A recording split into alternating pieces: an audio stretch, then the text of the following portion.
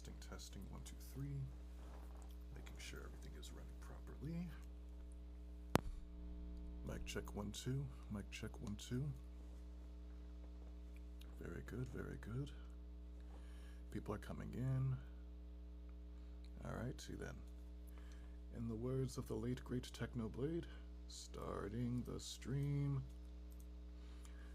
Good evening, everyone. Greetings, my adventurers. It is I, Jud the Boxsmith. Thank you for joining me this wonderful Monday evening. Today, our agenda is fairly simple and straightforward. Those of you who were here last time will remember that we were working on this here template, which makes... I'll be right back 1 second. This here sword. Or at the very least, an approximation of it. Those of you who were here last time would know that this template used to be incomplete. What we made here, this actual sword you see before us, was the result of a little bit of improvisation, which is already perfectly fine for me, excuse me, as a master boxsmith, but if the goal for this is for you at home who have less experience than I do to be able to make this just as good, then the template's going to need some improvements and revisions. And those improvements and revisions are what I have made. And this brand new template, this revised version of the template, is what we are going to be assembling today. And, ideally, this template will be the one that all of you can be able to easily make at home using this video or this live stream that I'm going to eventually turn into a video as your instructions for making this at home. Perfect time for the holiday season and all of that. So, without further ado, we're going to equip our trusty ritual gauntlet, and we are going to begin. First, double checking, can everyone hear me just fine? Is the mic working okay? Just someone in the chat just say, type E in the chat if you can hear me properly. There's like no issues with the audio or anything like that. I'm gonna take a quick swig of water while I wait for people to tap E.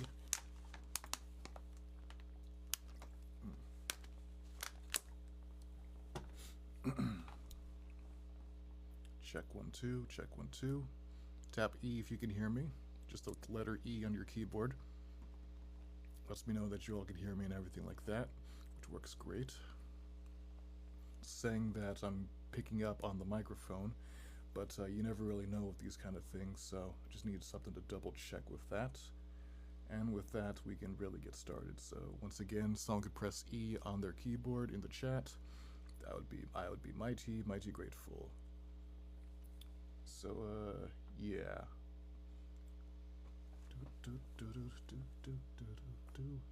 Microphone, audio mixer, settings, chat mic. Okay, that should be working properly. Let's see. Let me just actually ask in the chat, just in case.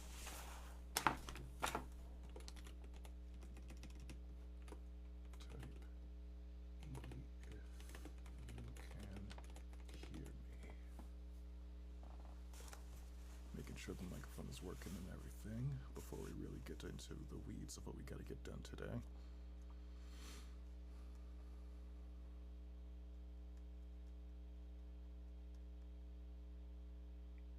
Worst case scenario, I can just, what else we're looking for? Worst case scenario, I can just turn this into a audio-less stream, but ideally, people should be able to hear me, so that's good. Alrighty then. Alright, heck, we're just gonna roll with it. I'm gonna hope you all can hear me and we're just gonna let it roll with it. Alright, let's go. Template. Let's get started. As per usual, all of my templates have the pieces arranged alphabetically, relatively, on a scale from A down to usually around like all the way from A to Z generally. And on the other side of it, of course, is the duplicates, which you see here. These second pages of it are designed so that you at home can take both pieces, both the main pieces and the secondary pieces, and you'll have both sides of whatever it is that you are building. So yeah, okie dokie. So we're gonna go ahead and get everything arranged here, make sure we've got all the pieces needed. A through, I think it was A through R for this particular template, so that's G, H, I, J, K, L. Ah, someone typed E, they can hear me. Wonderful, good to know. Alright, great, that's very reassuring. The stream is not scuffed.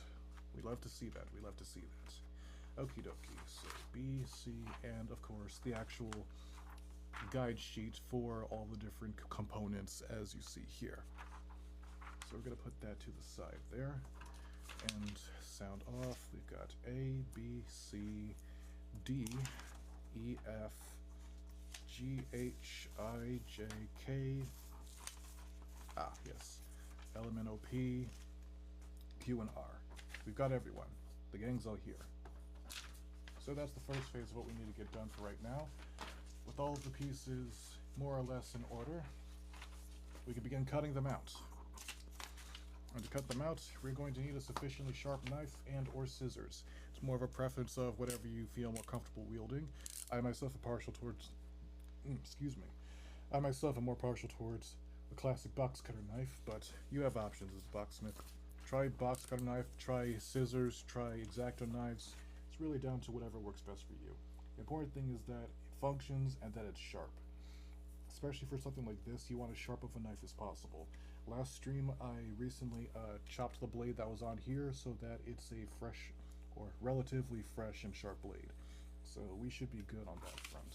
See how easily it glides through the paper? That is what we want. No resistance, no nothing. If this wasn't a sharp knife, you would see it like slowly tearing into the paper. And that's not what we want. We want quick, easy, and slim cuts just like you see here. That is our ultimate goal. So we're going to go relatively alphabetical order here, since that was piece A. Now you might be asking yourself, Jeb, if the pieces are in alphabetical order, why not put all the pieces on the same, sheet of paper? And I say to you, shush, don't think about it too hard. I put the pieces in the way that makes it easiest for me to print them, because a big consideration you have to make when you're making templates that are designed for 8.5 by 11 sheets of paper, if you want to make them well, at least, and that are actually fun to use for the people who are printing and assembling them, that aren't you and don't live in your head, you gotta make sure that the pieces all fit on the page. I know that seems obvious, but you would be surprised how difficult that can be for some people to conceptualize or do. And that's something that I always make a point that with all the pieces will fit onto the pages, and all pieces will be accounted for.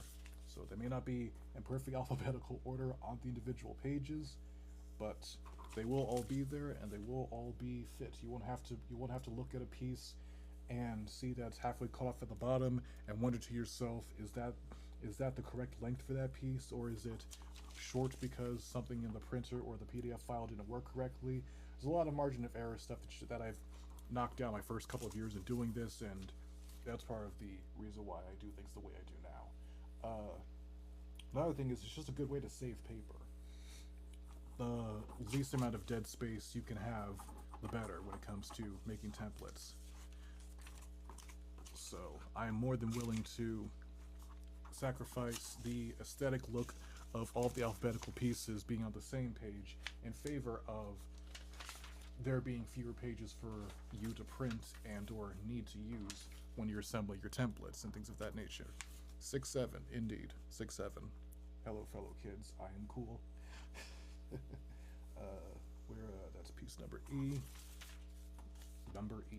Goodness no. Letter E, D, and F, which follows C.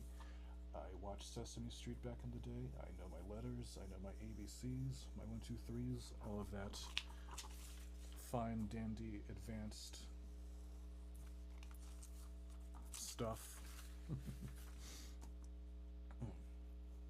But yeah, to recap, this is the final, ideally, this is the final chapter of our Predator Badlands sword arc.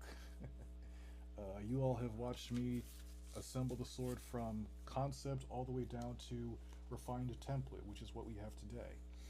And once this stream is done, next week we'll be on to a new project. Or, at the very least, we won't be working on this sword anymore. This sword will be complete and it'll be a template that's available on the Ko-Fi shop. So that'll be fun. The year is almost over, my dear adventurers. Can you believe that? I certainly can't. Uh, 2025. Yeah, there's like 2 weeks left of it. That's insane to me. Time certainly flies, and the older you get, the quicker it seems to go. I've noticed. Uh, I I was just eating Thanksgiving dinner like yesterday, and now you mean to tell me we're halfway through December already? Fuck out of here! I don't believe it. Yet that is the reality we find ourselves in. It's just crazy how that kind of thing just happens, isn't it? Time, the ultimate enigma. Excuse me. Cardboarding, cutting all this kind of stuff out. Cutting all this stuff out creates a lot of dust particles and stuff like that, so I'm occasionally sniffly, but it's nothing that a steady diet of water and decent ventilation can't fix. I think that's another piece done right here, so we're gonna... yeah, there we go. It was a tad risky, but it ultimately paid off. The inner gambler within me is pleased. I actually learned how to play poker through a friend of mine a while back. It's quite a fun game, Texas Hold'em. I play with the boys every now and then. It's a good time. We play for pennies. It's each chip is worth a single penny. We the buy-in's like $2 or something like that. It's a great time, fun hat all around. It's more about vibing and the love of the game versus actually trying to make money with it. Alrighty, that's pieces A, B, C, D, E, and F. If you couldn't tell already, these will make the main profile of the blade. So if you put those two together, they'll form the single side of the blade. So let's go ahead and tape those together before we move on to the next portion of the blade. Mutrio says, is that the bore? I don't think so. I'm not familiar with what the bore is, but this is the sword that was in the most recent Predator movie. I saw the movie a few weeks ago, not long after it came out. It was a great time. The sword was really cool, and I was like, I'm gonna make that sword. And we're now at the stage where the sword has been made, deconstructed, templatified, and soon will be made once more into the final variant of the sword that all of you at home can make. Speaking of movies, the other night I actually saw the new Five Nights at Freddy's movie. Those of you who don't know, I'm a Unk Status FNAF fan, a longtime member of the community and all of that. Back when MatPat still hosted Game Theory, which I know wasn't too long ago, but those of you who are around would know Five Nights at Freddy's was one of the big things that put MatPat on the map as a major content creator, stuff like that. It's kind of interesting how that is, where every now and then, an established content creator, there'll be some highly popular piece of media that really gels with what they do and ends up being an absolute boon for them. I eagerly await the day when I encounter such a piece of media for myself, just like a game or movie or something that's immensely popular that I can just be part of the ecosystem that milks it for all eternity. But FNAF was one of those big viral things like that. Maybe I can make more Fortnite weapons. I don't know. Maybe not. Fortnite, Rivals, there are options, but I don't know. Nothing's really grabbed me like that just yet. So we'll see how that goes. But I digress. Yeah, old FNAF fan I am. It used to terrify me, and then I got really into it, and I've been a passive fan of the series ever since. And the most recent movie, abysmal dog shit, but I had a fun time. And that, to me, is what's most important. I will always have a fonder memory of a movie that is objectively bad, but has moments in it that really stand out, versus a movie that's decent all around the board, but has nothing particularly special about it. The prime example I think of this is the Transformer movies that have come out as of late. We now currently exist at a point in time where we can see all ends of the spectrum. First of all, here's the finished blade, as you can see here. Beautiful. We're going to put that onto cardboard sooner than later. We're going to put this to the side for right now. I grew up on the classic Bayformers movies, circa 2007 through 2000, I don't know, 15 or something like that. I don't know. I don't remember when The Last Night came out. That was the fifth one. But we have the Bayformer movies, we have the original 1986 movie, and we have the newer live action movies like Bumblebee and Rise of the Beast, and finally we have Transformers 1, which deserves a sequel, but I'm told that it's likely not going to get one, which is an absolute travesty, because it's objectively the best one that's ever been made. But the point I'm trying to make here, as I was saying, is contrasting the Bayformers movies with the modern live action movies like Bumblebee and Rise of the Beasts. The Bayformers movies are by no means good movies. They are objectively horseshit as far as movies are concerned. That being said, they are fun movies. They are very entertaining, and if you're willing to turn your brain off and gel with the fact that you are not getting anything like complex characters or a plot that makes any form of sense, you can have a fun time. There are enough really cool things that the movie shows and does, like the forest battle, the scene with Devastator, the any scene where Optimus goes berserk. They're all very fun times. They're bad movies, but they have hype moments, and I like that more than the more recent movies like Bumblebee and Rise of the Beasts, which, except for the first like 5 minutes of the Bumblebee movie, where it was all of them on Cybertron and they had the G1 looks and it was all awesome, there are no moments in that movie that particularly stood out as particularly memorable or awesome in them. It was a perfectly fine and serviceable movie, but I don't daydream about scenes from the movie. I don't daydream about any scene from Bumblebee or Rise of the Beast the way I daydream about that forest battle from Transformers 2 Revenge of the Fallen or something like that. I really gel with the concept. I do believe that in an ideal world you have both, which brings me back to Transformers 1, which came out this past year. Transformers 1 is the best of all worlds. It's objectively the perfect Transformers movie. It has everything you possibly want. Incredible moments, good story, great characters, all that jazz and more. Unfortunately, we're not getting a sequel for that, which is a massive, massive shame. Tanjiro says, Jaboksmith, I need tips to make things for my arm like yours. Ah, you want to make a gauntlet of yourself. I see. Well, first piece of advice I can give you, you want a decent, at the bare minimum, a cosplay glove like this is made of a decent work glove and a rectangle of cardboard that is wrapped around your arm like that and glued together at the seams right here or something like that. From there, you just go crazy with your imagination, but to get yourself absolutely started, that's what you want to do. Top Flight Junior says, hi Jeb. Hello there. Welcome to the stream.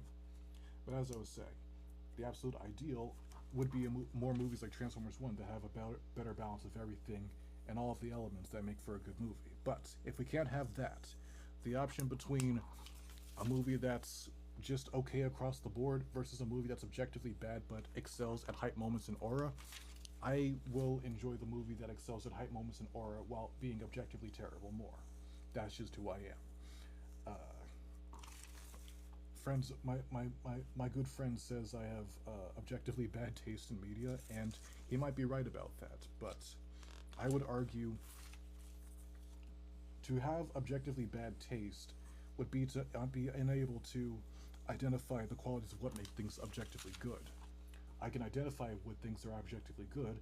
I just choose to see the good in the stuff that's objectively bad.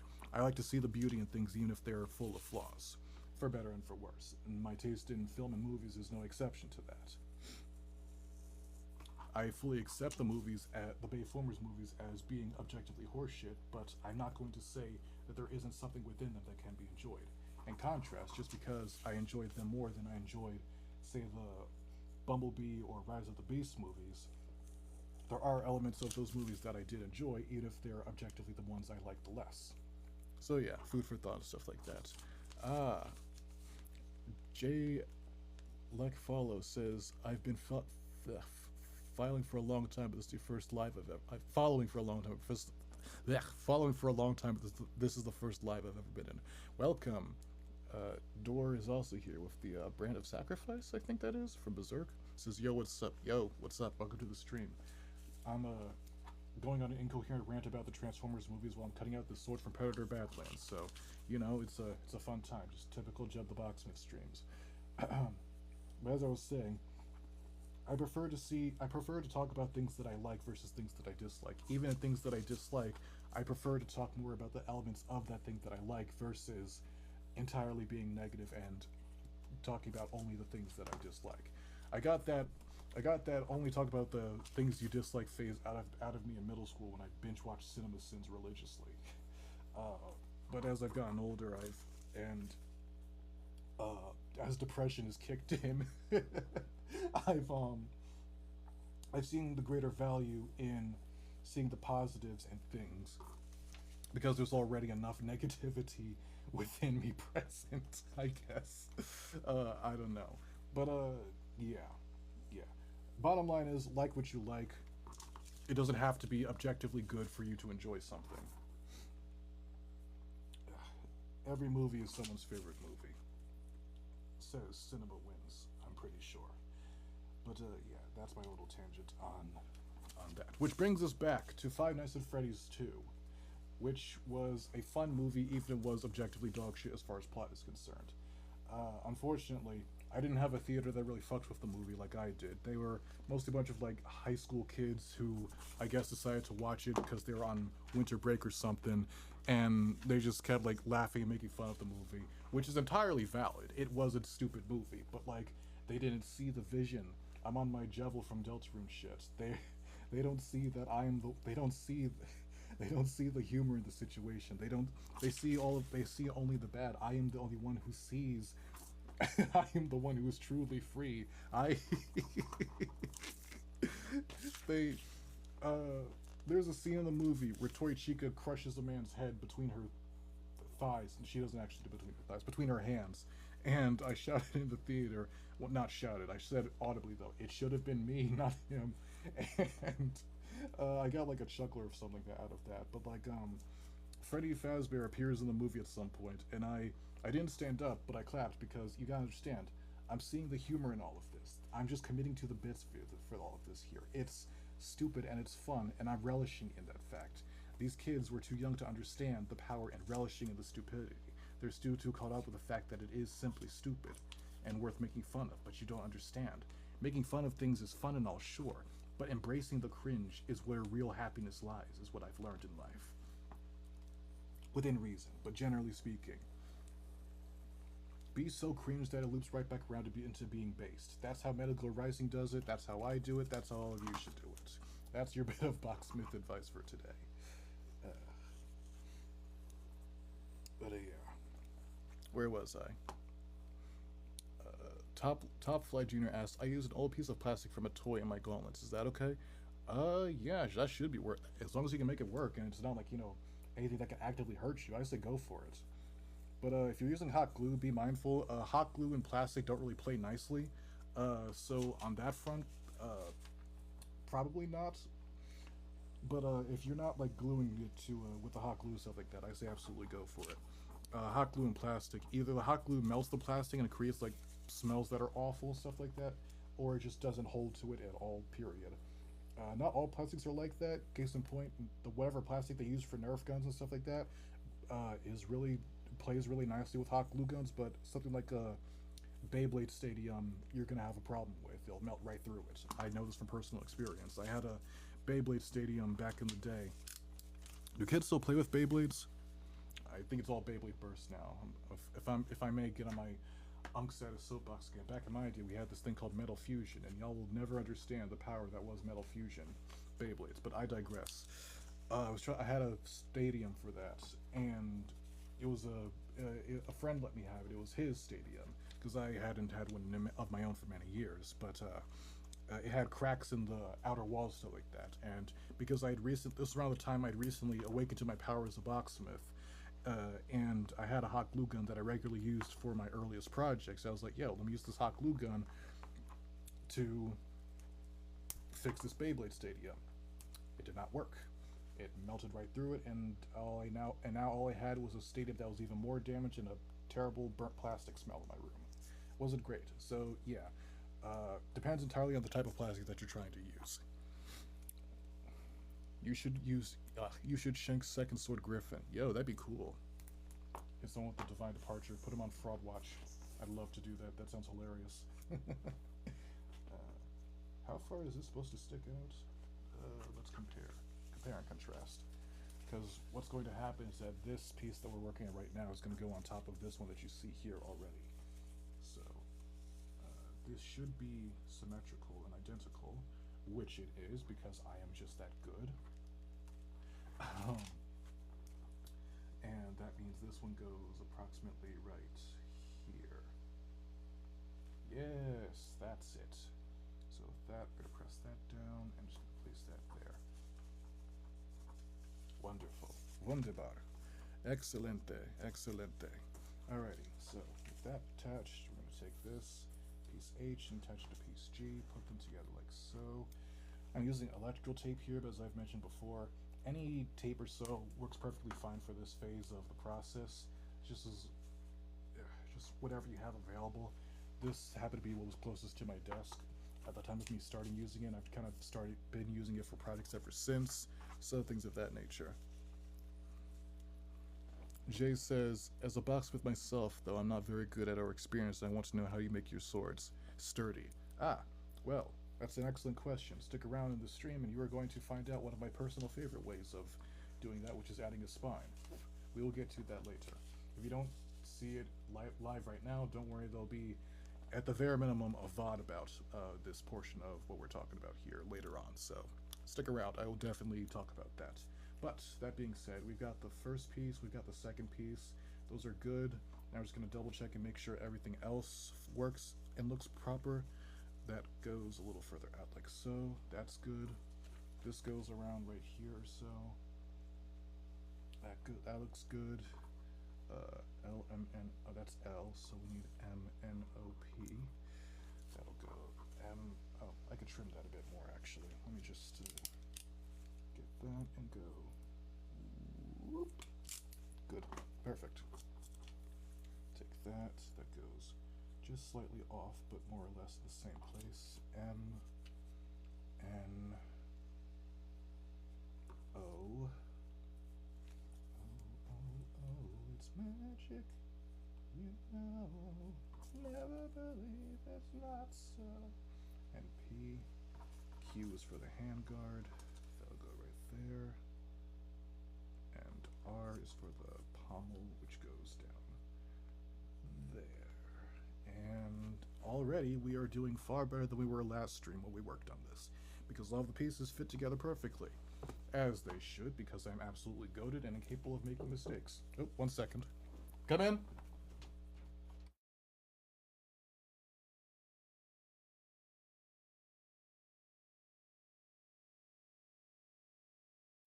That was just my dad checking in on me. Everything's good. Oh, my mic wasn't all the way up. You should be able to hear me much better now. Wonderful. Okay, so all those pieces are good and everything like that. So now our next phase is busting out the cardboard, which is really fun. So just gonna there. Put that there. Wonderful, wonderful. Alright, all of that goes up there and here and there and here and there. Now, let's get some cardboard. I've got ourselves, because I'm a Soulsborne player and love the idea of a run back, I've got myself an identical copy of the very box that we used last time. And if you remember last time, I made the mistake of accidentally exposing these pieces of it when I wanted it to look like a completely uniform box. So let's see if I've learned from my mistakes this time and can prevent that from happening again. I, for one, am eager and excited to find out. So, we're going to start with our typical box disassembling strategy, modified for this particular type of box. This one, pieces go out like so, click and clack, unfold it all like you see here. This got damaged, it's alright, we're not really going to use it anyway. Yeet. Oh dear. Yeet. Okay, so, last time on Dragon Ball Z, I cut this along this line because I didn't want to deal with the little gap pieces that you see right there. And we're just going to follow that portion once more like so. So now this is more or less uniform. I'm just going to discard this into the... Oop. Okay. Just going to discard this into the off-screen recycling bin and do the same thing on this side. Like so.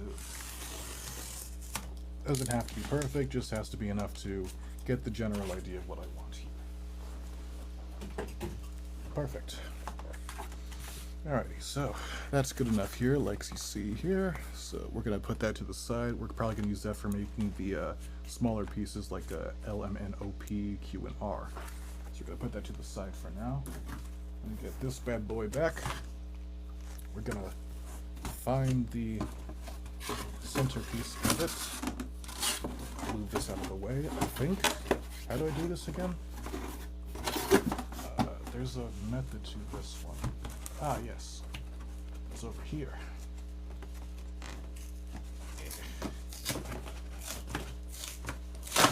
There it is. Alright, that goes down, that goes in, that goes out. Form a little D&D cone. Not cone, a little D&D, what you call it? Thing where the DM sits behind. Yeah, good, very good. Alright, this is a bit cumbersome, so what we're gonna do is chop it down with our trusty knife, about right here. So, take that, and go across, like so. Take that, we're gonna just throw that piece aside for now. We're gonna take the other one, flip this around, make sure I don't accidentally hit my camera, flip it around, and then we go and chop it again. Top Flight asks, do you think boxsmithing with my future kid would be a cool hobby activity? Absolutely. God willing, I look forward to the day where I'm able to boxsmith with my kids. Kid or kids. We'll see how that goes and pans out, but yeah, I'd say absolutely. Yeah. When we were younger, my sister and I would sometimes build Lego sets together. And that was always fun. So, it's a bit of an adjustment considering both Legos and Boxsmith are kind of designed to be a single-person activity, but there are ways of making it so multiple people can do it at the same time. Case in point, have different people work on different pieces, have one person cut and assemble this piece, another person cut and assemble this piece, all of that kind of stuff. So yeah, I'd say absolutely. Alrighty, do we have enough space for this to be here? If memory serves, there's enough square footage in the entire box for every single portion of excuse me, for every single portion of the sword here. So it's just a matter of remembering how I did it last time and fixing the puzzle accordingly. So yeah, this goes like so. Just enough space there, and we're gonna take our trusty excuse me, we're gonna take our trusty electrical tape and start taping stuff down like so and like so until it is complete and we have everything that we need.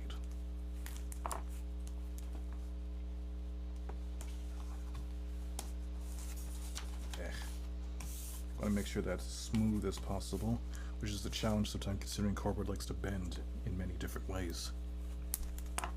But like when you play excuse me, like when you play Dark Souls or Elden Ring, my personal Soulsborne of choice, or any game of that nature, the more you try stuff, the more experience you get with it, and the better you get at whatever that thing is. Boxsmithing is no exception. You run into hiccups, you run into occasionally catastrophic mistakes, but as long as you have the will to continue, you will eventually see the solution be found. And you will eventually conquer whatever challenge it is that vexed you in the first place. That is my guarantee. So that is all done. Next, we need to put down these different pieces here. Just make absolutely the most of the surface area that we've got here. Like I mentioned earlier with the paper. It doesn't have to be in perfect order. It just has to maximize efficiency. Yes, good, very good, very good, very good. So yeah, we're gonna put all the pieces here. LMNOP. Shout out to the LMNOP. Q and R. And let's see. There should be enough space on this one for all the rest of the layers here, so we're gonna work on that. Have you ever considered making Vi's Atlas gauntlets? Absolutely. I was actually originally planning to make them a long time ago, but scheduling conflicts and other plans happened, but the idea is absolutely on the back burner. I will do it one of these days. Sounds like a fun time. Maybe when Project L is closer to its release date, 2XKO, as it's technically called, but that's a stupid name, so many other fighting game people just call it Project L. But yeah, when that game is closer to its full release, something like that, I'll probably make the gauntlets around that time, considering they're obviously not making any more Seasons of Arcane, since that's kind of done now. But yeah, absolutely gonna make them gauntlets one of these days. Tried a while back. It is deceptively difficult to make articulating fingers out of cardboard. I mean, obviously you would think, like, you know, who would have guessed, but, you know, in practice, it's like, oh no, this is actually kind of challenging. Nothing I can't eventually figure out, but I am sort of scratching my head on the best way of going about it right now. So we'll see how it goes. I'll leave that to future Jeb to figure out. Today, current Jeb has this sword to make, and that is current Jeb's responsibility. Let future Jeb figure out future Jeb stuff. Current Jeb works on current Jeb stuff. And that's the way it is. That goes there, and that goes there. Ideally, what I want with all of this is for the pieces to be held down in a way that I can see all the surface area, but still have enough of it covered so that I can tape everything down and everything like that. So that's ultimately what I'm trying to do here, the kind of thing I'm trying to accomplish, and all that jazz. Okay, you want to get back into D&D. Seems like a fun thing. Christmas Sonic says, "Hey Jeb the Blacksmith, I just bought that today and I'm working on it." Oh, wonderful, wonderful. Cool. I hope you enjoy. I hope if you have any questions, me assembling it on stream right now will allow you to follow along and get any of them answered. That is the ultimate end goal with all of this.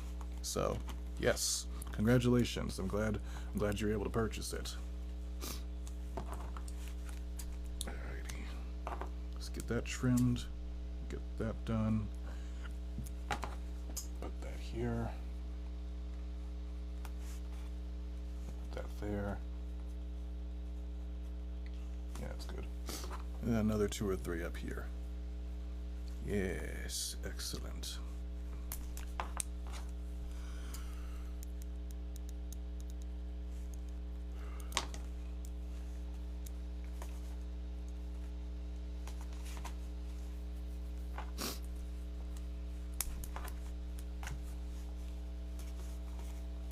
Alright, that's all we're going to do for these 2 pieces right here.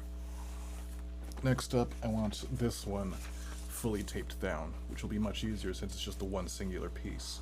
It's just the one piece versus all the other ones put together. Oh, there goes my phone. Oh well. Okay, let's get this out. Let's put it down. Right here.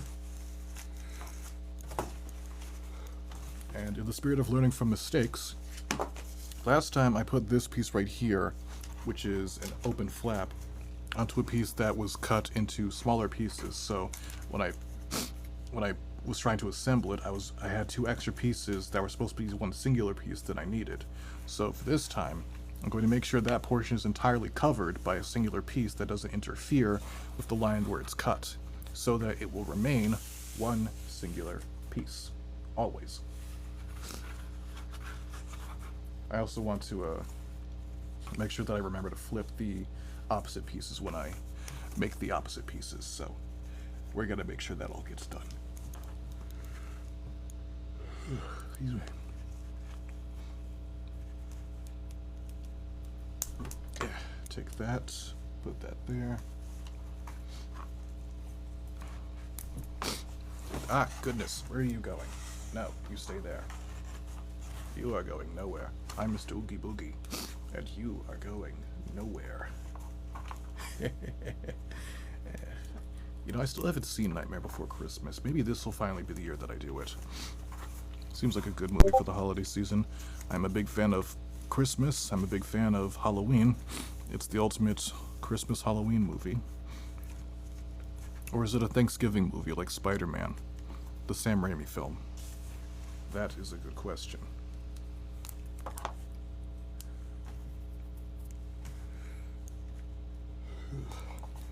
That goes there. I'm starting to get a bit low on tape here. It won't be a big issue. I can always get more. Just a passive observation, making conversation as I'm putting this thing together. You know the vibes. You know how we do. You know how it is. One of these days, I'd love to expand like the Boxsmith show production to something that looks like a cross between Top Gear and the Eric Andre show. Just me and maybe a couple of co-hosts just doing silly shit with cosplay and stuff like that, and just making little challenges, doing more community creation showcase stuff, just almost like a live show, but more like a parody of a live show, things of that nature. I think that'd be really, really cool to do. Something like a cross between British, specifically British Top Gear, with Jeremy, James, and Hammond, and the Eric Andre show, with maybe a touch of The Office, the American version. That seems like it'd be really fun. Unfortunately, that's a huge kind of production kind of thing, and I don't really have the means to facilitate that at this time. But that is something that I think would be a really cool thing to do one of these days. That's kind of the influence I've shown with the episodes of the Boxsmith show. The concept episodes that I've already made and released and stuff, and released periodically, like once every, I guess, quarter or something like that. Ideally be like a weekly endeavor too, but, you know, I am but one man in a very small team, so we ain't there just yet. But we can get there. I believe it. Quick drink break. Got some Pepsis.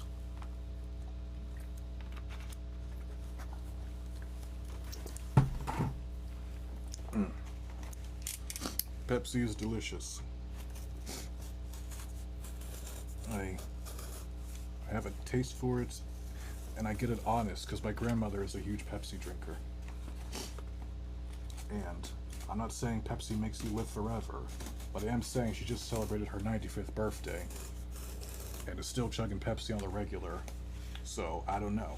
There might be something to that. Yeah, that's part of the reason. I actually almost didn't stream last week because I was actually out of town for my grandmother's 95th birthday around that time. Is that's actually none of the reason why I'm streaming so soon today.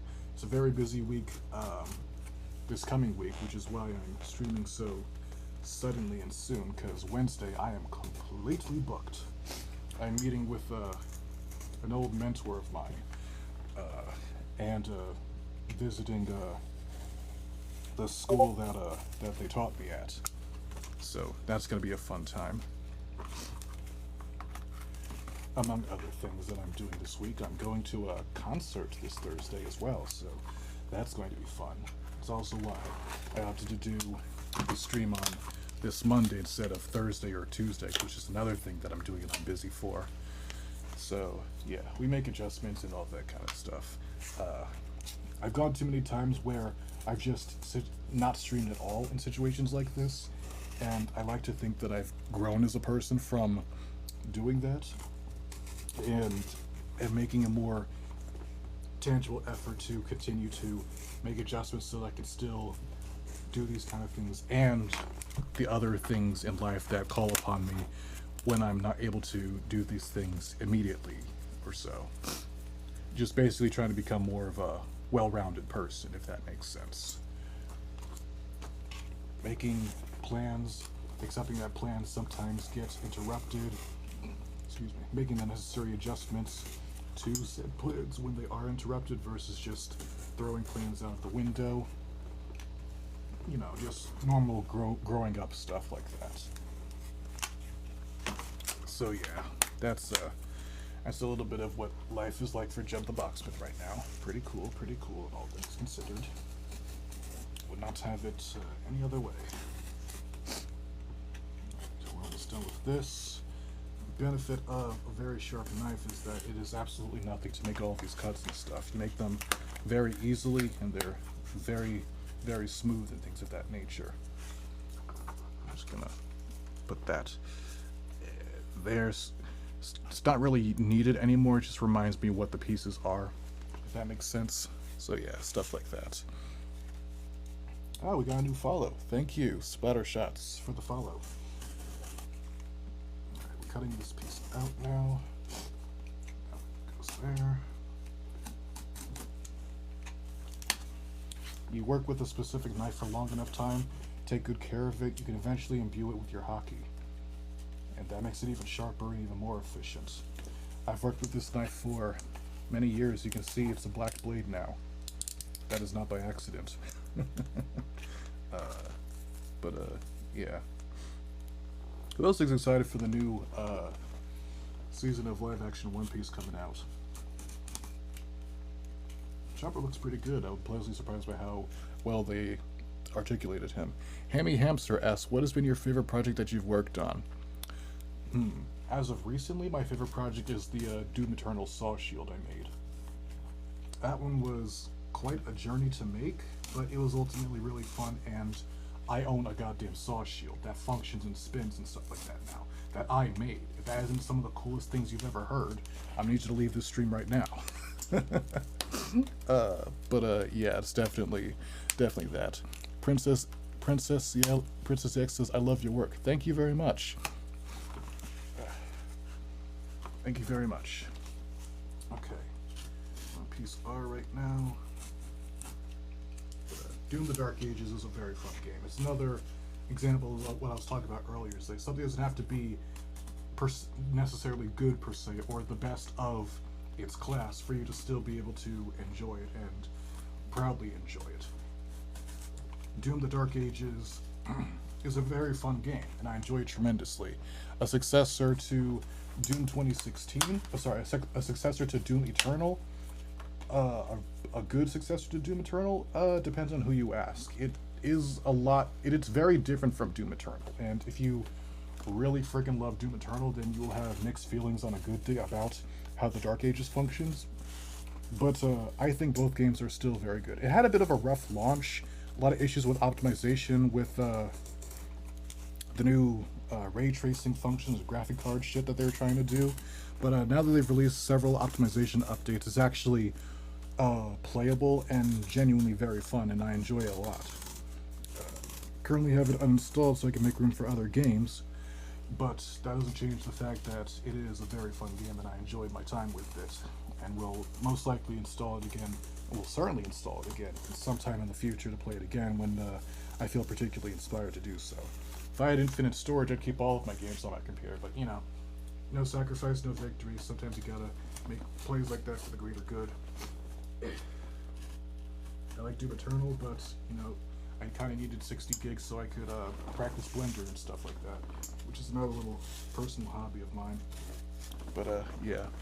Princess says, cause you, sir, gave me the motivation after I finished my Rebellion DLC, and it would. Nice! Wonderful! Oh, that's awesome. If you're in the Discord server, absolutely send a photo of that if you haven't already.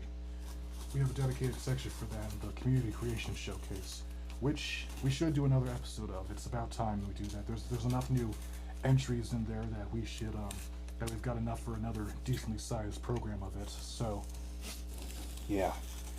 And I'm not going to pin it all on y'all. I've kind of fallen off with keeping up with it, low-key. I've still looked at your creations and stuff like that and think that they're amazing, as always. But the actual making of community showcase videos is something I should do more of in the... Ouch. How dare you. Poked me. I should do more in the coming days and weeks, and that's a good box with resolution for the coming year. More community creation showcase. Ouch! What is that? Oh, it's a cheeky bugger. It's like hot glue or something like that that got stuck to the table. It's harder than it was poking me. Really? No, puppy. No, sweetheart. Thank you. Excuse me. My dog is in here with me, and she almost stepped on the cardboard here. She sometimes likes to step on cardboard and paper, stuff like that, when I have it left on the floor from projects for too long. And ordinarily it's fine enough, but when I'm working on something and I need it intact, I can't have her doing that. But yeah, she was taking a nap right next to me, and she is just woken up from that nap and is now, I guess, looking for something to do. She's opted to just sit back down, is now just chilling in a slightly different spot in my room. So yeah, good dog. She just turned 12 the other week. We are so happy and blessed to still have her. She's a good dog. But yeah, what was I talking about? Doom, good game. Made the saw shield from it. One of my favorite creations as of recent. Very good stuff. It actually spins too, which I still can't believe I actually made work, but hey, we take it, you know what I'm saying? We take those. I'm currently working on, right now, on Hornet's Needle, and it's almost done. Oh, cool. Very good. Got him off. One of these days I should play Hollow Knight or Silk Song. I got really into at least like the story of it and everything like that, and watching playthroughs of Silk Song. Very, very, very, very good game from what I've seen. Very, very cool looking game. Beautiful game even from what I've seen. But yeah, I don't know. I've never really played. Ouch! Damn it! What is that? This is probably a good PSA to remind you all that you can in fact get paper cuts from cardboard. They are not a myth, they are very real, and they hurt like a bitch. Even more so than paper cuts, because they're just as sharp and cutty as paper cuts are, but cardboard has a wider diameter, so it hurts like wider, it hurts way more. They're not fun, so be careful. It's like the only conceivable downside to a sharp blade with your cardboard is that it leaves very, very clean cardboard cuts, and those very clean cardboard cuts can result in cardboard paper cuts. So that's just kind of, you know how Warhammer using magic has like a small chance of it backfiring on you and like sending you to the warp or something? Well, exquisitely clean cuts of cardboard have a chance of accidentally cutting you in return with cardboard paper cuts. It's not fun, but it is one of the sacrifices we make for our art. And that being said, this piece is now complete. And I'm just reminded that what was I talking about again? The Best Theron Squad said you should make a cardboard tank. Oh, I'd love to make a cardboard tank. That sounds awesome. What kind of tank would I make though? Like an M1 Abrams is like the first tank I think of when I think of a tank, because I'm an American. And but there are many other different types of tanks out there that I could consider making and designing and stuff like that. Alright, before we start gluing this, before we start messing around with what we're going to do with this, we're actually going to take this piece and put it there so that I can see if I did everything correctly. And this time, I'm going to remember that I need it on the other side, so that when I put these two together, they should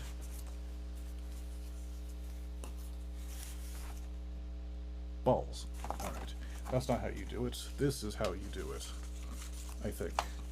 Okay, if I cut it out on... Okay, I know geometry. I know how to do this. I played Geometry Dash as a kid a bunch. Okay. So, we put that down there, and if that's facing down like this, then when I put it up again, it should... Because if I did like this, like it already was, and I did it like... rotated like this, and I cut it out like this, there'll be another one of this like this. But if it's like this and like that, then I cut... Okay, we're good. Alright, I got what I'm doing. I just had to remember how I do things. Alright, so we're going to take this flipped over, and of course there are far easier ways of doing this. We have an entire second set of numbered pieces to do things with, but I'm experienced and I like efficiency, or at the very least, I like to take the risk of efficiency. So we're just going to go with doing it the slightly riskier but ultimately more rewarding way, which is flipping it and using the pieces that we've already got instead of using completely new pieces altogether. So yeah, that we're going to take that and put it there. We're going to tape that down. I'm Canadian, so I don't really think of thanks, but yeah, fair enough. Okay, man, I'm going to go attend college. Good luck, good sir. Thank you. You have a good time in college, princess. Till next time. Alright, where are my scissors? Ah, there they are. Good, Anakin, good. Alrighty, so we're going to take that. Going to chop it in half so we can maximize our tape. Ordinarily, I wouldn't bother with chopping it in half, but because I'm getting a little bit low on the spool, it's more appealing for me to do stuff, so like that. So we're just going to do that and put that there. I'm just going to call it a day with that. Have you all ever heard of the concept of Dies Irae? Dies Irae is Latin for Day of Wrath. If you've taken Latin or happen to know that, like when you hear it in music, like, you know, the Mozart song, Dies Irae, Dies Irae. Yeah, but I recently learned that it's actually the name of a type of common motif that's used in music. Like the four notes of da da da da. It's just basically used in like film or theater or various other medias that use music to convey things. That's a omen of impending doom or death or something like that. Like common examples of it. Someone mentioned, I think it was Princess who was just in the chat, Hollow Knight. Hollow Knight uses the da da da da, the Dies Irae a lot because of it's a common theme of, like, you know, death and divine judgment within Hollow Knight Silk Song. So it's commonly done there. The iconic from Squid Game, that's also the same. That's also the same melody. And look at that, we are just about out of tape there. But yeah, stuff like that. It's just fascinating stuff. I like learning about music and how music does music things and all of its music nature and things of that nature. Yeah. Alrighty, we've got that pretty much done for right now. We're going to take this and gently throw it to the side. Ah, my knife. Alrighty, we want a relatively flat surface for what we're about to do here. So considering I'm not going to be using this extra piece that's on the excess over here, we're just going to chop that off for the sake of making things easier on myself. So I'm just going to find a little space, and we're just going to give it a little, you know, the old chop. The old chop, like Sniper from TF2 would say. Excuse me. Speaking of TF2, I should make more weapons from that game. Sounds like a fun time. I made a Sasha, the minigun, a few weeks back. Not a few weeks back, it's been a few months. Again, time is weird. I can't believe 2025 is almost over. I just got into the habit of writing 2025 on the dates of stuff. Now I have to learn 2026 again. That's crazy. But I digress. Yeah, more TF2 weapons. I think that'd be a fun thing to do. Maybe a stock shotgun that classes like Heavy and NG and Soldier and Pyro use. Maybe if I want to go for something a little more iconic. One of the Engineer's Sentries. Maybe Scout Scattergun. Thinking of putting a Trainer Ballast song on my Christmas list so I could do tricks like Spy TF2. Which seems like a nice little fun thing to do to fidget with my ADHD ass. It's like a fun thing to learn. During the pandemic, I picked up a staff dance, flow dance, with a staff as a medium. Where basically it's kind of like bow staff combat, but instead of combat, it's dance.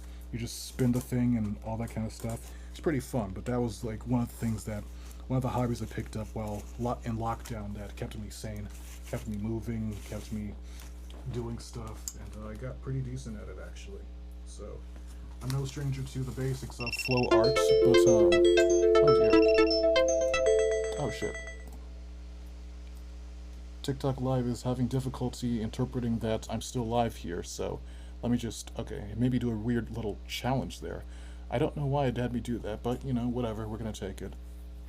Scaboy says, yo, welcome back to the stream.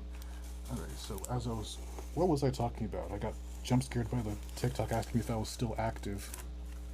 That's crazy. Oh well, if it was reported, it'll come back to me. But, let's move that out the way so I don't accidentally cut it. It's not like I'm going to be using it or anything, but, you know, still just on principle.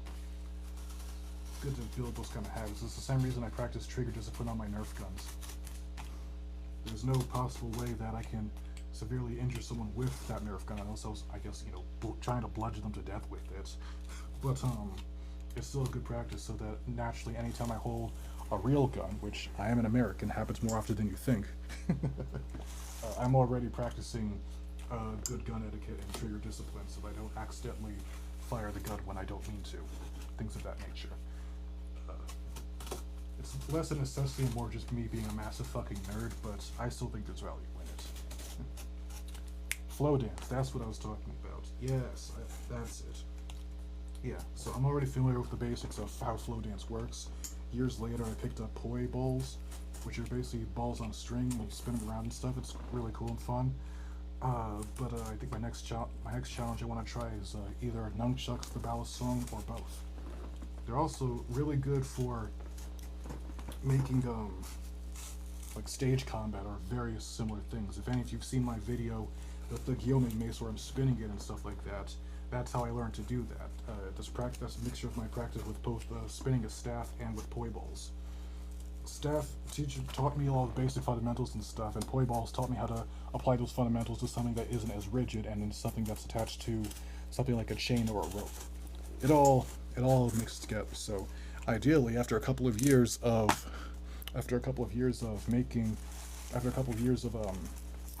practice with balisong and or nunchucks as flow and fidgeting tools, I might be able to make some cool videos and stuff of me doing like some Bruce Lee shit or something like that in the near future.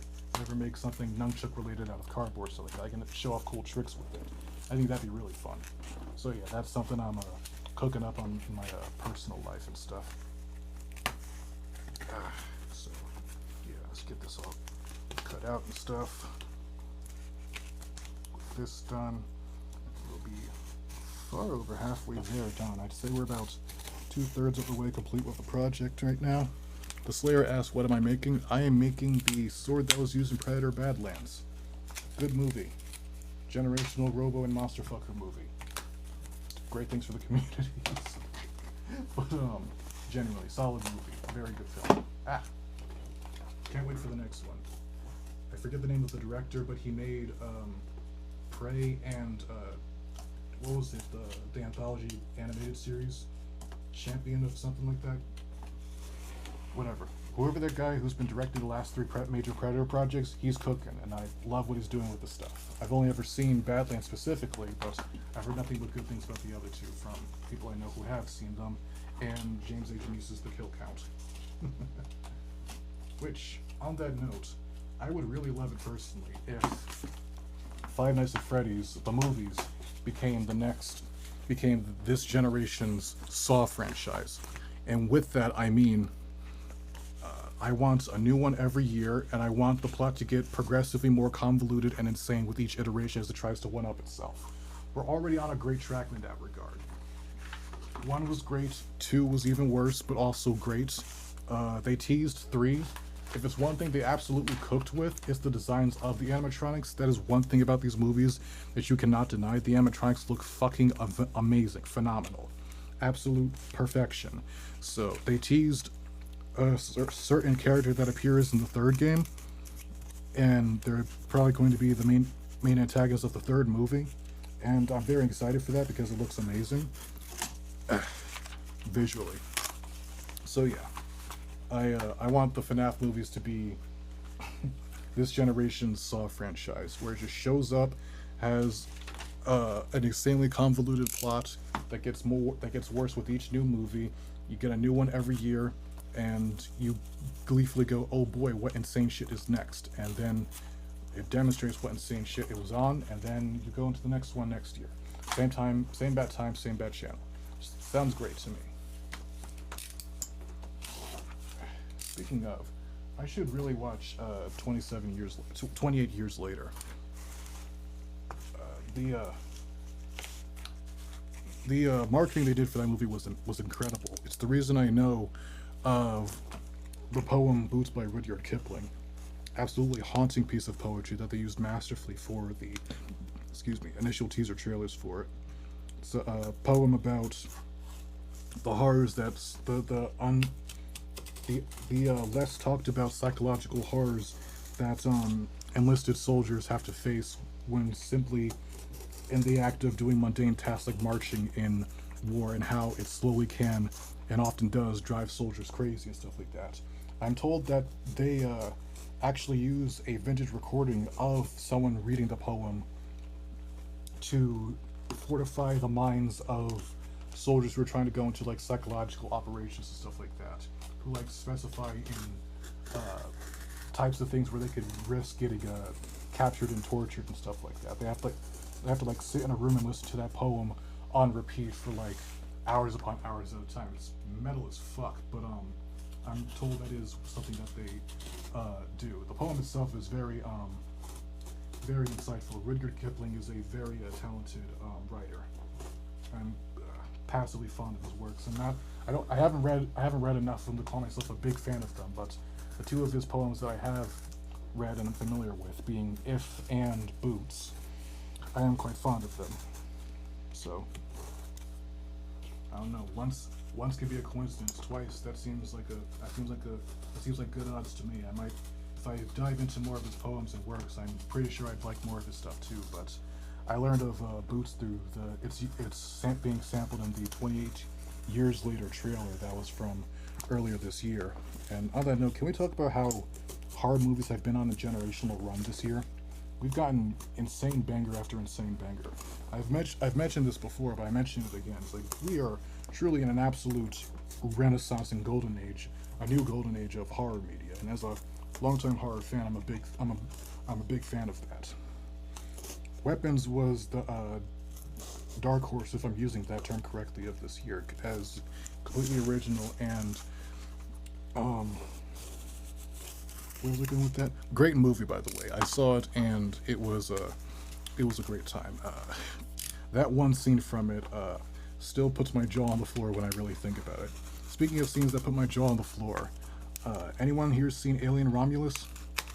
It's my first Alien movie, and I watched it because typically, you gotta understand, the Alien movies were on a major decline ever since. It's been a few. They haven't really hit the same, something like that. But I saw the trailer for Romulus in the theaters for like a Marvel movie or something like that, or some other movie that I was watching at the time. I saw from the trailer, I was like, yo, this looks amazing, actually. I think that this is going to be a great movie. And I went and saw it with a friend of mine, and we were blown away. Especially that one scene at the end. That's what everyone talks about. If you're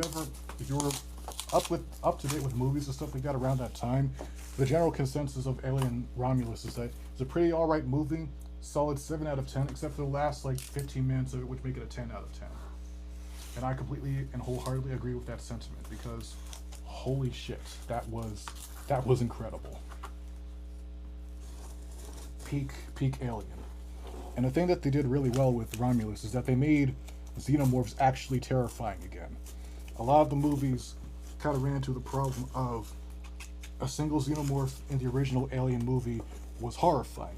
Two of them, even more so in the second one.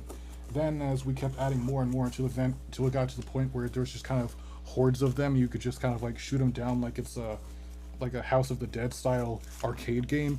The individual xenomorph became less and less terrifying conceptually. Romulus fixed that issue. It returned us to being terrified of what a single xenomorph is capable of, and I think that's a really cool thing that they did there. They also made a majority of the effects practically, versus having it done digitally, which I think really helps, especially horror movies, to really have an oomph and scare value to them. Scooby asked, am I excited for Christmas? Yes, I am. I'm always excited for Christmas. I'm quite fond of the holiday. Both as a Christian and a capitalist American pig. I am quite fond of Christmas. But I digress. JS, why don't you ever color your crafts? I color them sometimes, but I prefer the look of raw cardboard personally. Alrighty, so that's done. Moment of truth. Did I botch it again, or is it good? Where's the other piece? Here it is. All right, moment of truth time. Moment of truth time. I did not botch it. It's perfect. Let's go. It looks right on one side. Looks right on the other side. I did it. Let's go. Okay, I need a break. All right, we're taking 5. Need some water.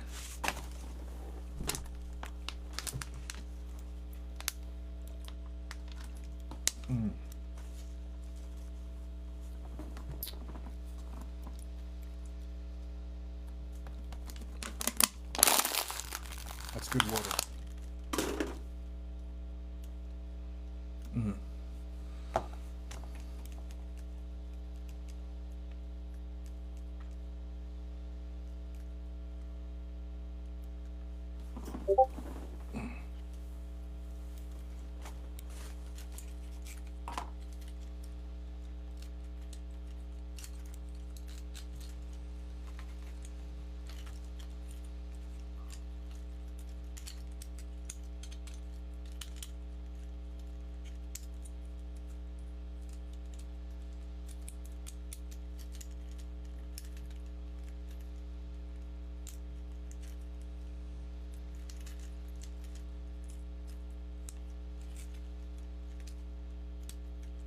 Y'all hear John Cena retired yesterday? It's crazy.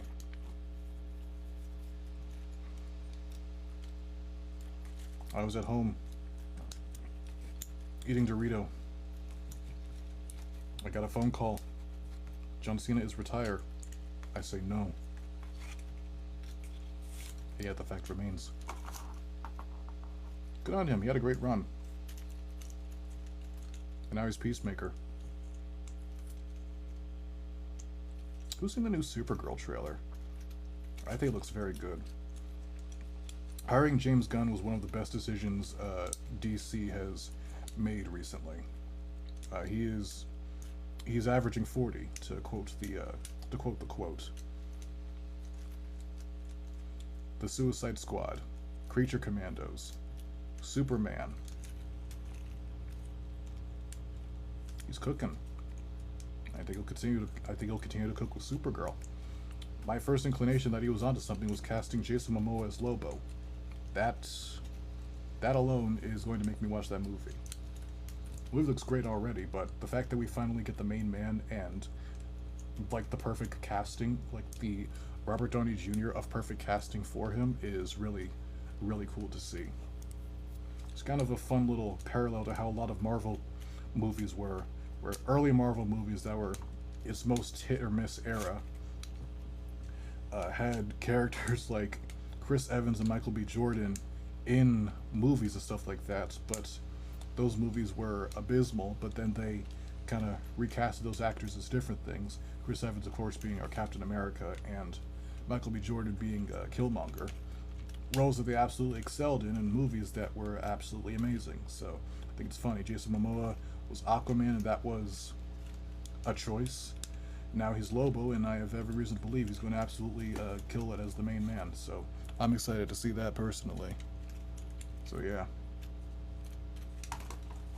So how have you all been today, chat? My dear adventurers, we're approaching the holiday season. I think people are getting off of like school or stuff like that. If you're in school, it's around that time. My sister's off from college for the semester and year, so I think that means universally everyone either is or is getting very close to, like this being like your last week of like actual true school stuff or something like that. But yeah, I'm excited for the holiday season. Christmas is in like a week or something like that. That's crazy. 10 days away.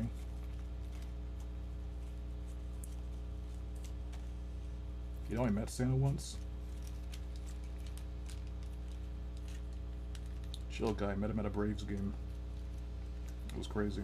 It was around this time, actually. But, yeah. I digress. Alright. Let's get back to work. Oh shit, Madoru Uchiha joined the call. Greetings, Lord Madara. Alright. Let's get back to it. Alrighty, so. Alright, that looks good. That looks proper. I'm cool with that being just the one side and not the other. That works fine, actually. We got almost all the pieces ready. We've got A, B, and C right here. Now I just need a duplicate of the smaller pieces for the opposite side of it. So I'm going to get some fresh cardboard for that. Then we can resume and then get onto the gluing.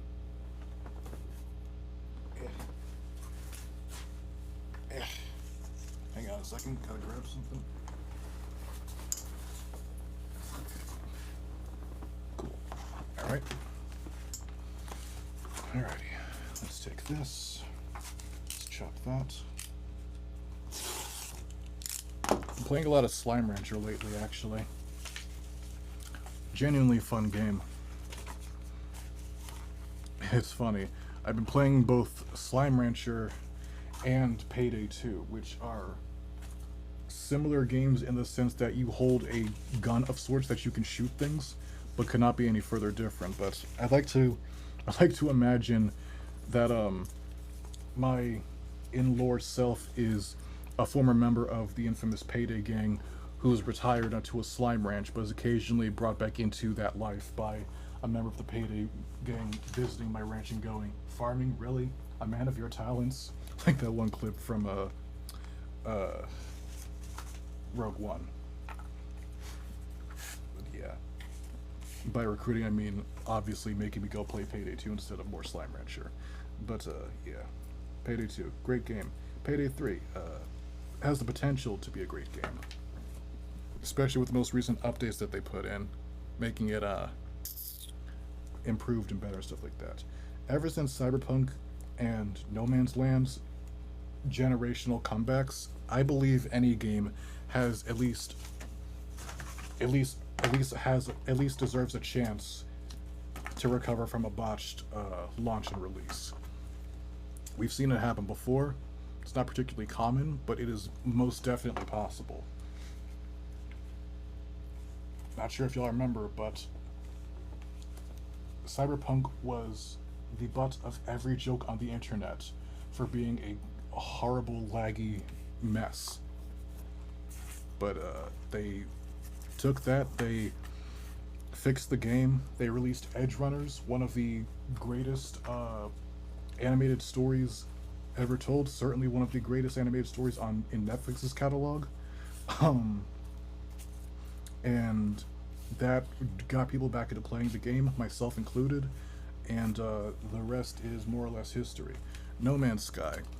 I'm not as familiar or directly attached to its story, but from what I'm told, it promised a lot of stuff. It did not make good on those promises, and then it got a change in direction, and now it's not only has it made good on those old promises, but has been cooking ever since, and is basically refused to stop cooking ever since. Determined to atone for its previous botched launch and time double downing on it. Then you have stuff like Battlefield 2, which was also abysmal upon launch because of all the loot box shenaniganry they were trying to pull. But then they went and added new content. People were still like, that's cool, we still don't care, because you clearly don't really care. So Battlefront 2 remains to be a more or less dead game. So there are ways of it going and happening in both sides. I do hope Payday 3 eventually gets good, though. It's on the right track for doing so. So I'm hoping that will be the case. Rita Brick says, haven't seen your vids in a while. Yo, good to see you again. Welcome back.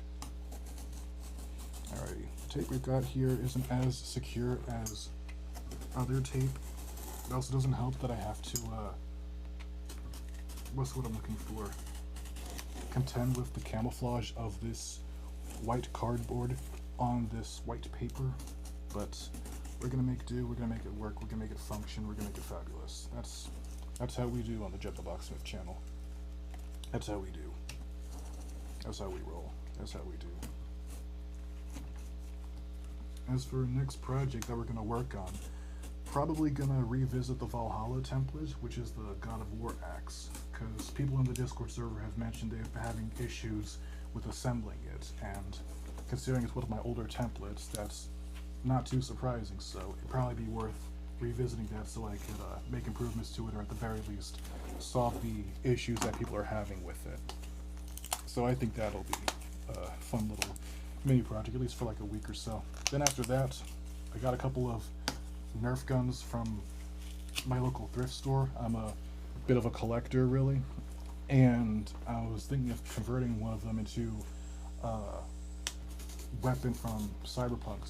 As speaking of Cyberpunk, converting it into a weapon from Cyberpunk 2077, because that game has a lot of really cool guns, and I've converted, with the power of cardboard, Nerf guns into guns that look like other things before, so I know it's doable. I've done it before, so I think it'd be a fun thing to do and try on stream one of these later days. So we'll have to see about that. That's all stuff for the new year. Something just fell. That was just a piece of paper. So yeah, we'll see how it goes. We'll see how we do. We'll see how it be.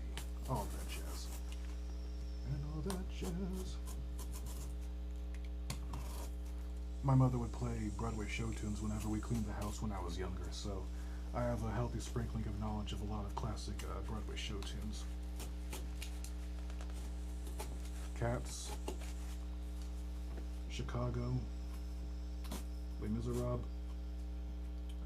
We actually all had my entire house got into a bit of a Les Miserables phase around the time that the movie came out.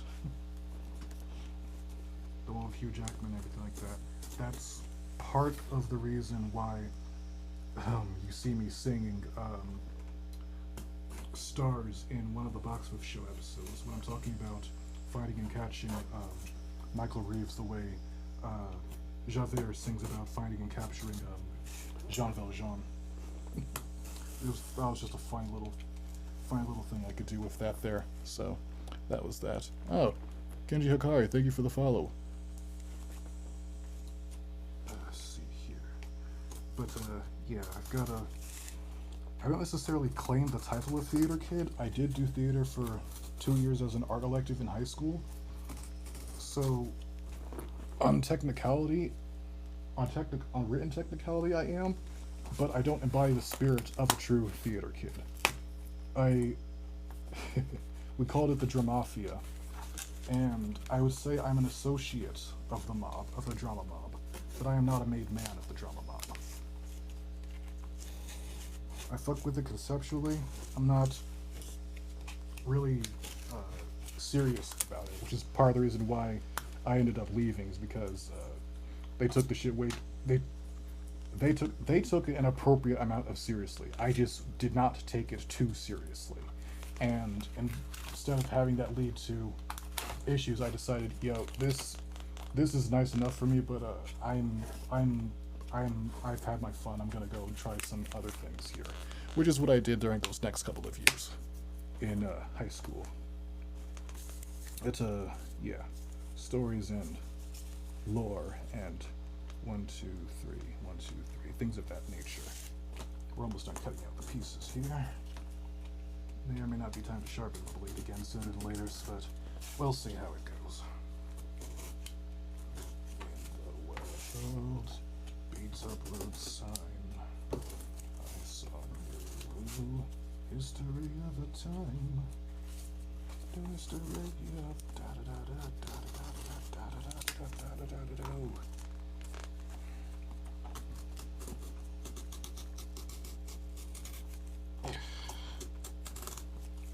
I've been looking at boats on the internet, like small clipper ships. One of these days I want to own one, be able to like sail to places and stuff like that. It's low-key a dream of mine. Live out my One Piece pirate freedom, the fantasies, stuff like that. Get a piloting license. Just have a boat that I travel to events with. Imagine me pulling up to like Comic-Con or something like that via boat, something like that. I don't think San Diego is San Diego by the ocean? don't remember. Well, whatever. You know what I mean. Showing up somewhere in a California port in my boat seems like it'd be a cool thing. Where are the other pieces? 1, 2. Buckle my shoe. Where is... Oh, they're over here. Yes, okay. That makes sense. Alrighty, so that one and that one. I think that's piece N. Like serial designation N for murder drones. U. No, U and U. Yes. Where's the other one then? What happened to it? Because that's last night and the night before.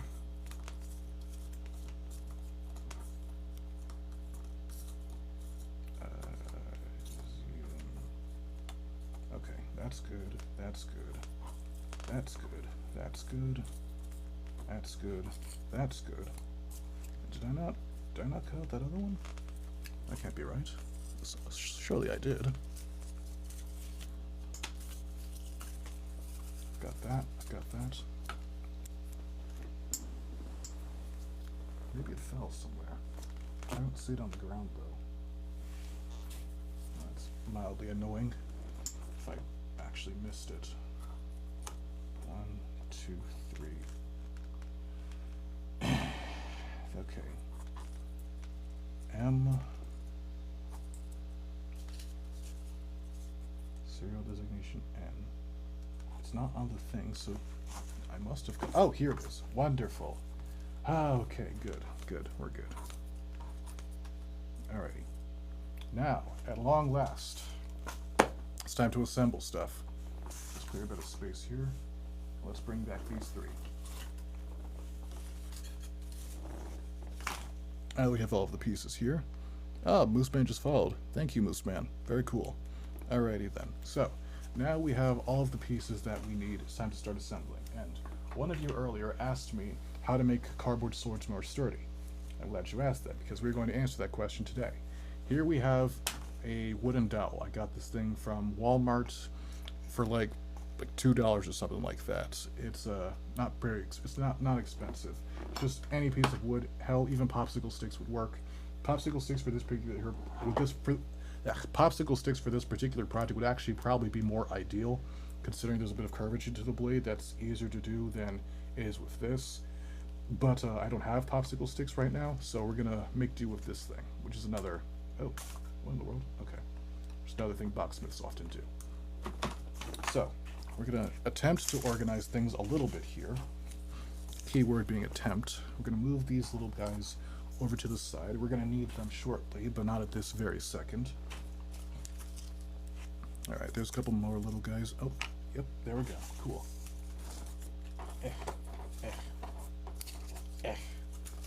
Alrighty, so we're gonna start with this and this. Oh no, let's go make it easier visually. We're gonna start with this one and this one.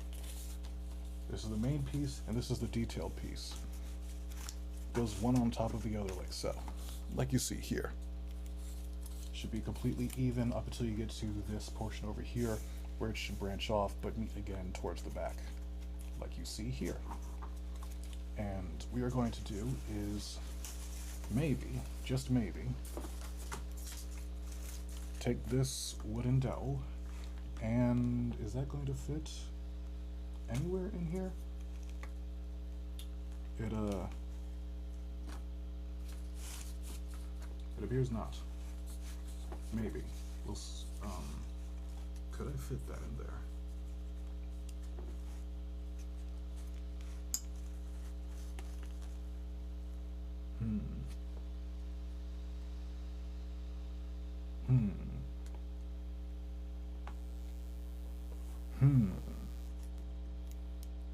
Interesting. Yeah, this can work.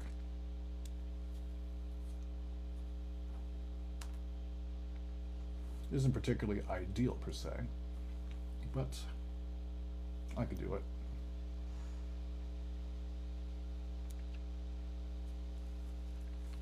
Alrighty, So let me walk you through my thought process here. So, what would be the most ideal here? Let me see if I have one single popsicle stick left. If I do, that would be very, very convenient for explaining this.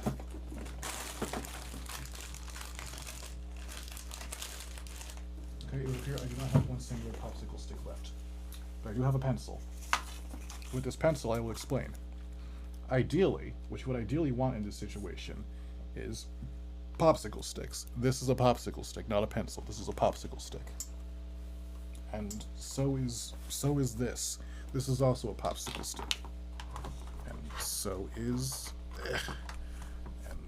this. All three of these are popsicle sticks. Use your imagination. You're a boxsmith. You're great at that.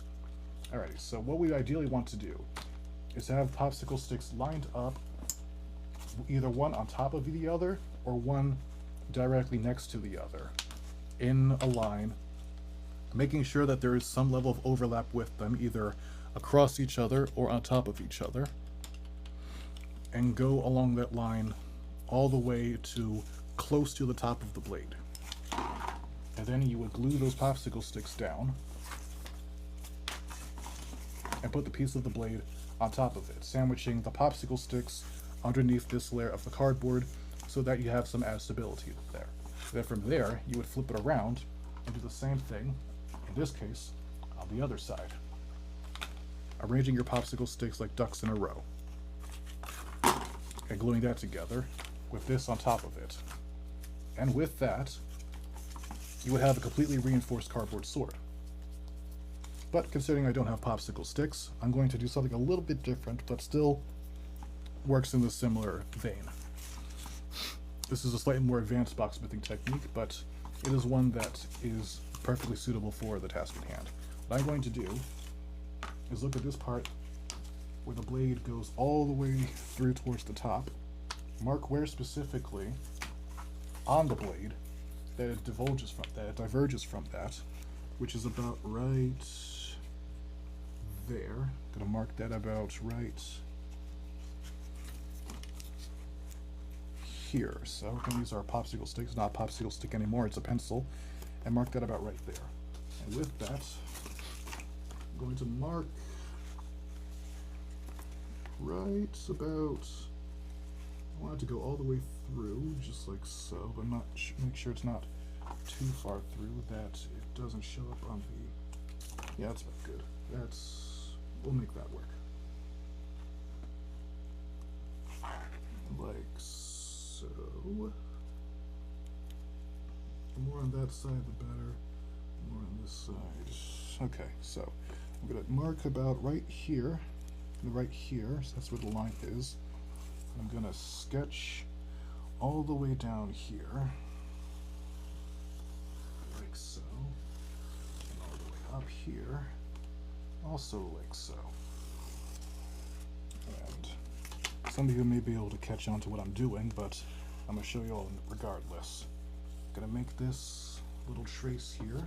I'm gonna cut that out. Why am I gonna cut that out? You are going to see. So I'm gonna cut that right there. Make sure that this piece that's a bit thin over here stays intact. Again, this is a less optimal strategy. Ideally, you would just use popsicle sticks. But again, because I don't have popsicle sticks, I'm using my boxsmith resourcefulness to figure out a way to make it work without it. To make it work without it, we're going to make an extra incision here, all the way through the top of the blade, like demonstrated there. And ideally, this should be about the thickness of the wooden bowl. Okay, I didn't cut that as cleanly as I expected. That's alright, we just run it through with a knife again, like so. And we are good to go. Voila. Now, what we're going to do is take this bottom piece, take this top piece, gonna line them and glue them together, like so.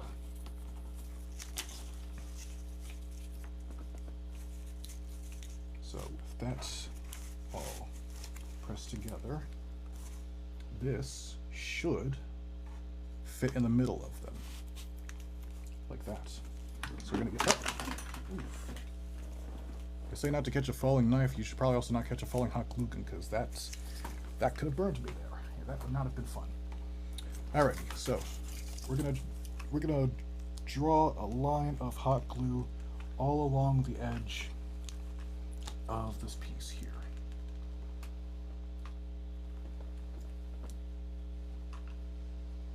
All along the watchtower, Princess kept the view. Ow. Watch your fingers so you make sure you don't accidentally burn them. And then very quickly, you take our middle piece and you place it down quickly but relatively gently, firmly. Try not to burn yourself. Like so. Make sure it's all aligned properly. Oh dear, that's no good. I can try again. As long as the glue doesn't set too quickly, I can always try again. Okay, that looks relatively good and correct. This is about what I was going for. This part could stand to be a little bit further apart, like so. Ow! Which is nothing a little more gluing can't fix. So we're just gonna go like there. Put it like that. And then, with that, we are more or less good. It's close enough. Could be a little more aligned, but it's good for enough for what I'm trying to do. So now, we're going to take this wooden dowel. We're going to mark out where it ends, which is about right here. And take my handy dandy snips, cut that to size, flip to the other side so I don't accidentally poke myself with that part. And then we're going to glue that into here. We're going to make a nice little line of glue in our trench here, like so. Then we're going to take our recently cut to size dowel and just press it out in there as hard as we can without hurting ourselves, like so. Jay is asking if that wooden thing what I'm using to get the sword sturdy. That's absolutely correct. Good eye. So with that pressed into here, the sword absorbs the durability of the wood up into about towards the tip, but the tip bending is not too big of a deal compared to the entire sword bending. I know from personal experience. I used to make these props for my drama class back in the day, and one time during stage combat with a particularly large sword that I had made, one of my friends who was one of the co-stars of the performance who wields that sword accidentally poked one of the characters in the chest with the sword. Stage combat meant she was supposed to poke next to him, but he accidentally zigged when he should have zagged, so she got him in the chest. But because the blade doesn't go all the way to the top, it hurt him significantly less than it would have. Because the tip of the cardboard bended instead of the entire rod through the entire thing poking him. So it's ideal to have your spine close to the edge, but not all the way at the edge, like you see here.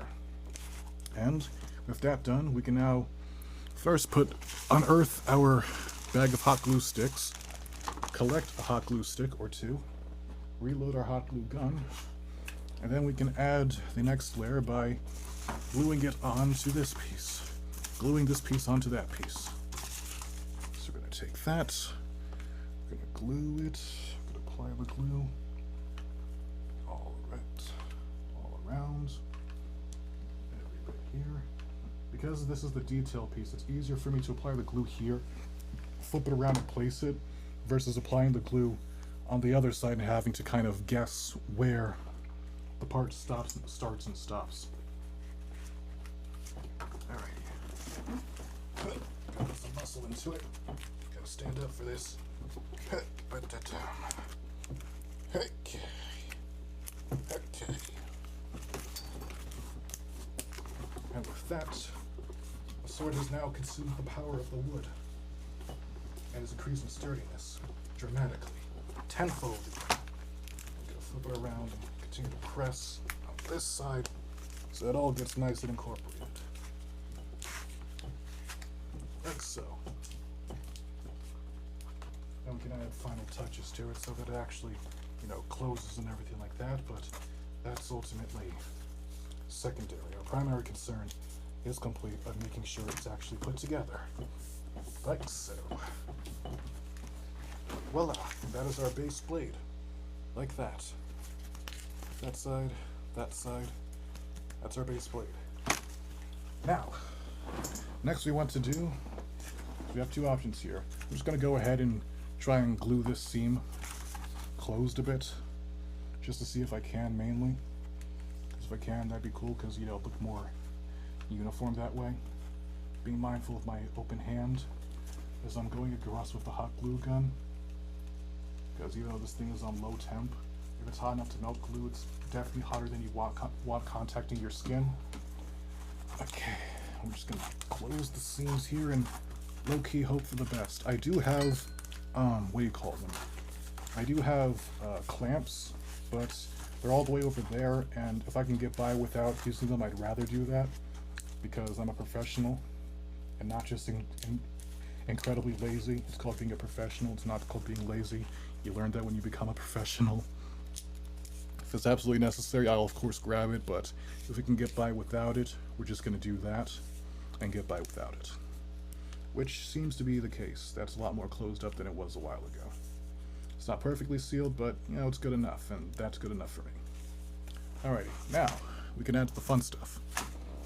We take, what was this, piece L, I think? This little shark wave looking thing.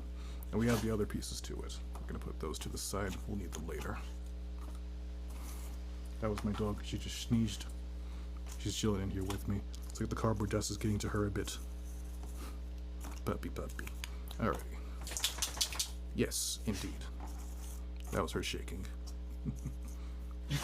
Bless you. Yes. Don't worry, I'll put on the air purifier. I know you don't like the air purifier, but it purifies the air so you don't sneeze like that. Yes, good girl. Okay, so, where was I? Right.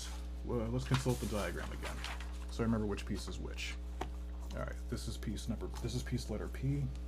It's upside down, so I'm going to flip it around so that it fits properly. Is that the correct way? That is the correct way. Great. That goes there. And as for the opposite side, that goes there. Alright, now we need piece O, which is this one. And O goes there. And correspondingly, O goes there. You want a little bit of space between the individual pieces. I know it doesn't look like that on the paper, but that is what you want. Granted, it doesn't really matter which way that you go about doing it, but that is how I initially intended it for it to be, at least in theory. That goes there, that goes there. And lastly, Livy. No, not in here. Thank you, Bob. Good girl. Yes, I know. Okay, and that goes there, and that goes there. What are you looking? You looking at the floor? What are you doing, Tobinish? Alright, I as a Super Dark Knight asks, sup man, where can I get those prints? I'm glad you asked. You can find them in the Discord server. You can also find them on my Ko-Fi shop, which there's a link to one of those in the bio of my my channel page. And if you can find a link to one of them, the link to the other is not far behind. It's also found on my YouTube and various other stuff. But yeah, just gonna take that, glue that there, and follow suit with all the other ones with a small gap between the pieces. That's technically optional, but I think it looks neat because you get like a little, extra layer of toothiness to it, which I think is pretty cool.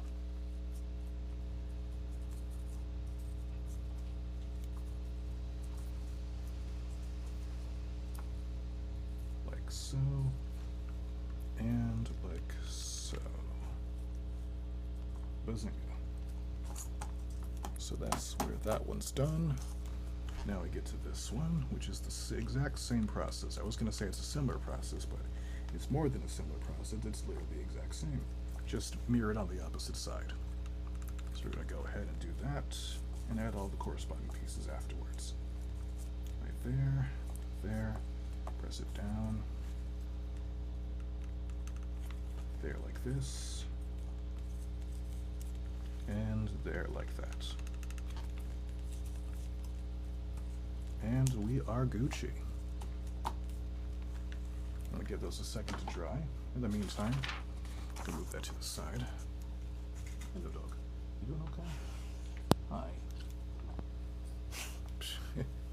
You can kind of see her.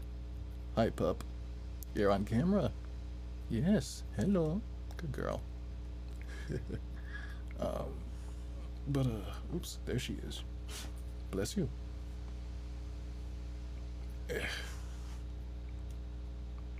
There we go. Yeah, close enough.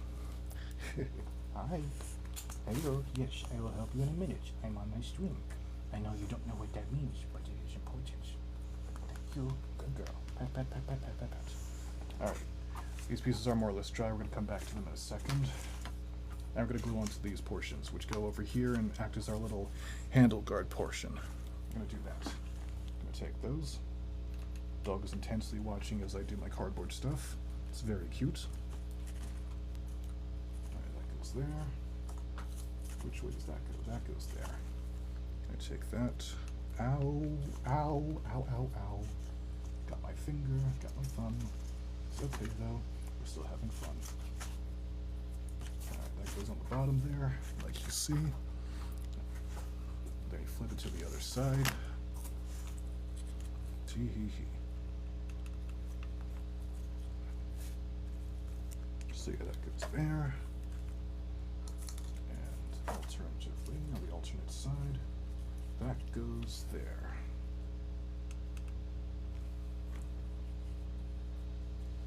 Like so. Smack, smack. Hell yeah. Now, you could call this a day, but we do have these other two pieces here that we made, which are pretty nice, and I think they deserve a chance to shine. So we're going to take them, we'll put them down. It's going to go like that, like you see here. So we're going to take that. We're going to reload our hot glue gun because we've been using it a lot recently. We're going to take that, and then we're just going to glue it on. Like so. And then just press it down, and that's good to go. Flip it around, do the same thing on the other side.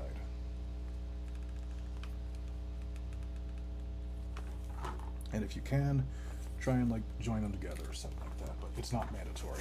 It's just a little bonus if you're able. Yeah. Alrighty, just hold that together. Hold the line like Toto. Give it a good squeeze, Mr. Squidward. And it's almost done. Just gotta hold this for a little while longer.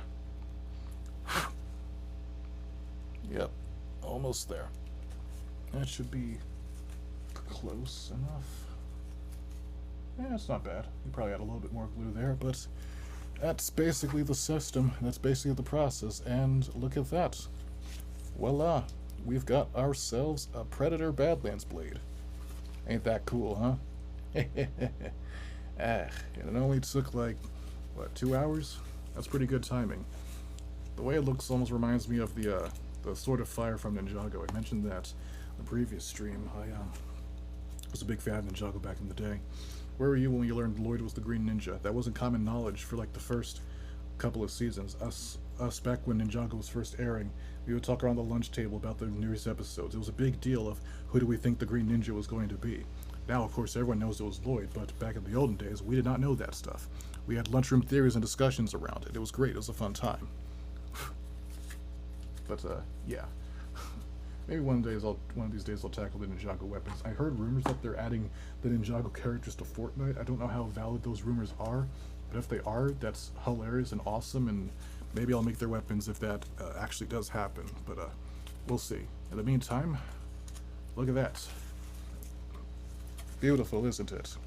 Once more, You can get the template for yourself. It's on my Ko-Fi shop. It's also in the Discord server. The link to one of those is in my channel bio, and if you click the bio, no matter what link it is, you will find the template for the sword and other templates that I make. And if you find the link to one, the link to the other is not far behind within the link to one of them. So yeah, that's it right here. Look at that. That's, I'd say, a noticeable improvement from last time's attempt. This is old, this is new. It's not perfect, but I now have two of these bad boys, which is twice as cool if you ask me. So yeah, that's pretty neat. But yep, that's our stream done for today, more or less. So yeah, thank you all for joining me. Drink lots of water, happy crafting, and I will see you on the next one. Jab out.